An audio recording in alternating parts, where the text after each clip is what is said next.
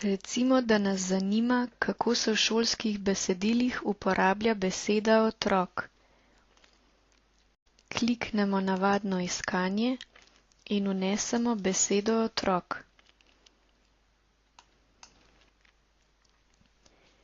Rezultat je več kot 2000 primerov s to besedo, tako primerov, kjer je beseda otrok uporabljena ustrezno, kot primerov, kjer je v zvezi z njo učitelj označil določeno jezikovno napako.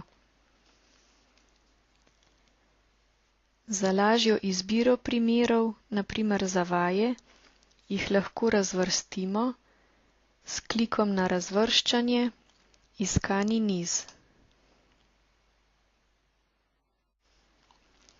Sedaj so vsi primeri, ki vsebujejo enako obliko, razvrščeni skupaj.